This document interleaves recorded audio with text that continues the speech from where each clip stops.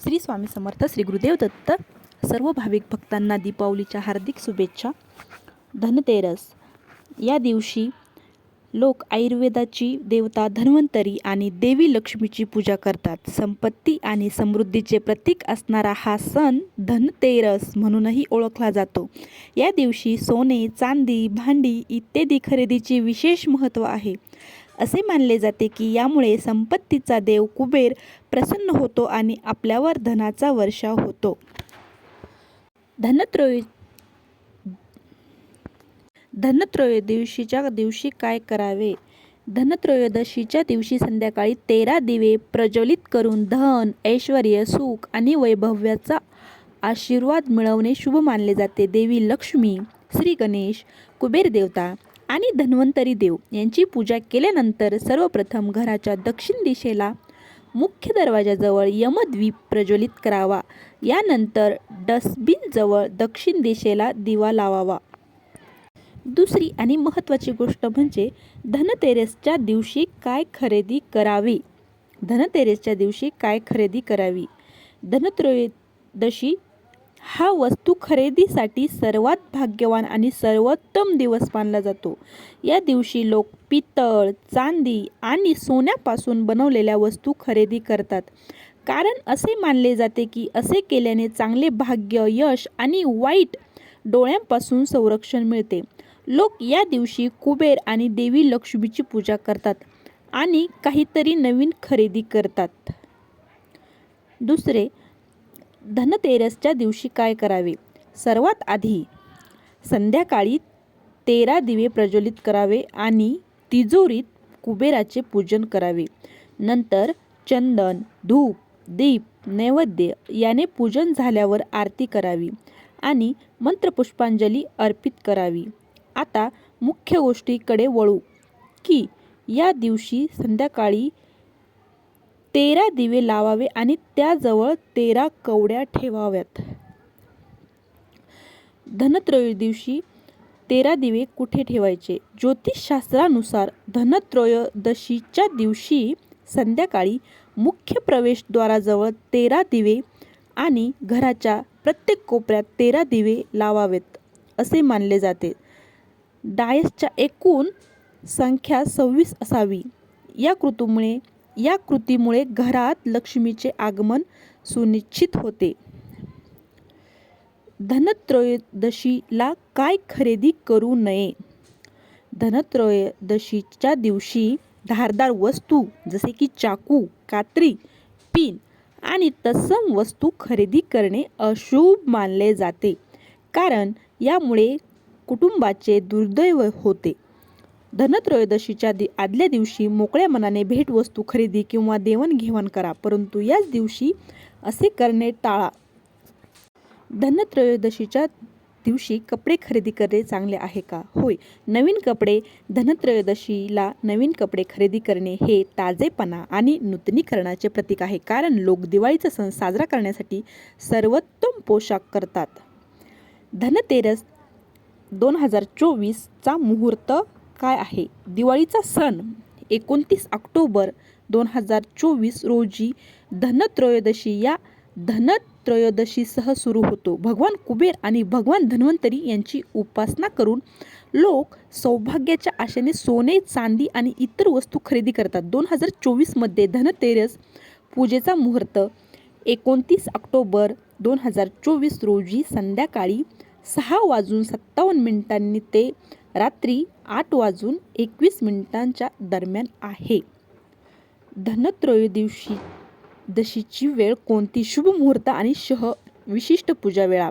यावर्षी प्राथमिक धनत्रयोदशी पूजेचा मुहूर्त वृषभ कालाशी संख्यित करून संध्याकाळी 7 ते रात्री 8:49 पर्यंत आहे. धनत्रयोदशीचे महत्त्व काय? धनतेरस किंवा धनत्रयोदशी ही आश्विन महिन्याच्या 13व्या दिवशी असते. या दिवशी देवांचा वैद्य धन्वंतरी यांचा जन्म झाला म्हणून या दिवशी धन्वंतरीची पूजा करतात. काही लोक या दिवशी लक्ष्मी मातेची पूजा करतात. धनत्रयोदशीला लक्ष्मीपूजन कसे करावे? पूजावेदी किंवा पूजा चौकीवर भगवान धन्वंतरी आणि देवी लक्ष्मी यांच्या प्रतिमा किंवा मूर्ती स्थापित करा. काही मिठाई, फळे, फुले आणि काही सौम्य अगरबत्ती सादर करा. त्यांना समर्पित प्रार्थना किंवा मंत्राचे पठण करून आरोग्य, संपत्ती आणि यशासाठी देवांचे आशीर्वाद घ्या. 2024 मध्ये धनत्रयोदशीला सोने खरेदी करण्याची सर्वोत्तम वेळ कोणती आहे? धनत्रयोदशीला सोने खरेदी करण्याचा शुभ काळ 29 ऑक्टोबर रोजी सकाळी 10:31 सुरू होतो आणि 30 ऑक्टोबर रोजी दुपारी 1:15 वाजेपर्यंत असतो. सर्वात योग्य वेळ शोधणाऱ्यांसाठी शिखर मुहूर्त आहे 12:01 ते पहाटे 2:45 दरम्यान येतो. 29 ऑक्टोबर रोजी धनत्रयोदशीने 5 दिवस चालणाऱ्या दिवाळी सणाची सुरुवात होते. दरवर्षी कार्तिक, ऑक्टोबर ते नोव्हेंबर महिन्यात कृष्ण पक्षाच्या 13व्या दिवशी साजरा केला जातो. यावर्षी तो मंगळवार 29 ऑक्टोबर रोजी येतो आहे. धनत्रयोदशीचा संबंध प्रामुख्याने संपत्ती आणि समृद्धीशी आहे. लोक पारंपरिकपणे त्यांच्या घरात समृद्धीचे आमंत्रण देण्यासाठी सोने, चांदी आणि इतर मौल्यवान वस्तू खरेदी करतात. तथापि, आर्थिक साधनांमध्ये गुंतवणूक करण्याची ही एक संधी आहे जी दीर्घकालीन संपत्ती संचयनात योगदान देऊ शकते. धनत्रयोदशीला पैसे द्यावेत का? धनत्रयोदशीच्या दिवशी एक दिवस आधी भेटवस्तू खरेदी करणे किंवा देणे हे ठीक आहे, परंतु धनत्रयोदशीच्या दिवशी नाही, कारण असे मानले जाते की हे सकारात्मक कंप आणि तुमचे नशीब देऊ शकते. या दिवशी कोणालाही पैसे देऊ नका. या दिवशी कर्जाची परतफेड करणे किंवा इतरांकडून पैसे घेणे यांसारख्या क्रियाकलाप टाळा. धनत्रयोदशी मंगळवार 29 ऑक्टोबर 2024 रोजी होणार आहे. हिंदू कॅलेंडरनुसार धनतेरस पूजेचा शुभ काळ संध्याकाळी 6:52 ते 8:30 आहे.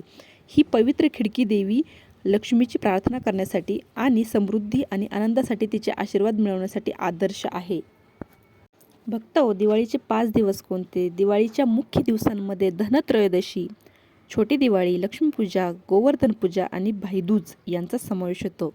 सणांच्या मुख्य 5 दिवसांबद्दल तुम्हाला जे माहीत असणे आहे ते येथे आहे. भाविक भक्तांनो, धनत्रयोदशीची कथा ऐका. धनत्रयोदशी या सणामागे एक मनोवेदक कथा आहे. कथित भविष्यवाणीप्रमाणे हेमा राजाचा पुत्र आपल्या 16व्या वर्षी मृत्युमुखी पडणार असतो. आपल्या पुत्राने जीवनाची सर्व सुख उपभोगावीत म्हणून राजा व राणी यांचे लग्न करतात. लग्नानंतर 4था दिवस हा तो मृत्युमुखी पडण्याचा भयंकर दिवस असतो. या रात्री त्याची पत्नी त्यास झोपू देत नाही. त्याच्या अवतीभोवती सोन्या चांदीच्या मोहऱ्या ठेवल्या जातात. महालाचे प्रवेशद्वार ही असेच सोन्या चांदीने भरून रोखले जाते. सर्व महालात मोठमोठ्या दिव्यांनी लखलखीत प्रकाश केला जातो. ती त्यास वेगवेगळी गाणी व गोष्टी सांगून जागे ठेवते. जेव्हा यम राजकुमाराच्या खोलीत सर्परूपात प्रवेश करण्याचा प्रयत्न करतो तेव्हा त्याचे डोळे सोन्या चांदीने दिपतात. या कारणास्तव यम आपल्या जगात यमलोकातच परततो. अशा प्रकारे तिने राजकुमाराचे प्राण वाचवले. म्हणूनच या दिवसास यमदीपदान असेही म्हणतात. या दिवशी सायंकाळी घराबाहेर दिवा लावून त्याच्या वातीचे टोक दक्षिण दिशेस करतात. त्यानंतर त्या दिव्यास नमस्कार करतात. याने अपमृत्यू टळतो असा समज आहे. धनत्रयोदशीबद्दल अजून एक दंतकथा आहे. इंद्राने जेव्हा असुरांना बरोबर घेऊन समुद्र मंथन केले तेव्हा त्यातून त्या दिवशी देवी लक्ष्मी प्रकट झाली. याच वेळी समुद्रातून धन्वंतरी अमृतकुंभ बाहेर घेऊन आला. म्हणूनच धन्वंतरीचीही या दिवशी पूजा केली जाते. म्हणून या दिवसात धन्वंतरी जयंती असेही म्हणतात. आश्विन कृष्ण त्रयोदशी, दिवाळीचा पहिला दिवस, हिंदू धर्मातील सण आणि उत्सव. उत्तर भारतात या दिवशी कार्तिक महिना असतो. भगवान धन्वंतरी कोण आहे? धनत्रयोदशीला का केली जाते पूजा? जाणून घ्या कथा आणि महत्त्व. आश्विन महिन्यातील त्रयोदशीला धनत्रयोदशी साजरी केली जाते. या दिवशी धनतेरस, या सणाला धनतेरस किंवा धनत्रयोदशी असेही म्हणतात. या दिवशी वैद्य धन्वंतरी यांचा जन्म झाला. हा दिवस दिवाळी सुरू होण्यापूर्वी असतो. भारतीय संस्कृतीत आरोग्याला अधिक महत्त्व दिले जाते. आरोग्याला संपत्तीसोबतचे स्थान दिल्यामुळे नेहमी आरोग्य धनसंपदा असे म्हटले जाते. यामुळे दिवाळी धनत्रयोदशीला महत्त्व देण्यात आले आहे. जाणून घ्या याबद्दल माहिती. आश्विन महिन्यातील त्रयोदशीला धनत्रयोदशी साजरी केली जाते. या सणाला धनतेरस किंवा धनत्रयोदशी असे म्हणतात. या दिवशी वैद्य धन्वंतरी यांचा जन्म झाला. हा दिवस दिवाळी सुरू होण्यापूर्वीचा असतो. भारतीय संस्कृतीत आरोग्याला अधिक महत्त्व दिले जाते. आरोग्याला संपत्तीसोबतचे स्थान दिल्यामुळे नेहमी आरोग्यम धनसंपदा असे म्हटले जाते. त्यामुळे दिवाळीत धनत्रयोदशीला महत्त्व देण्यात आले आहे. जाणून घेऊया याबद्दल माहिती.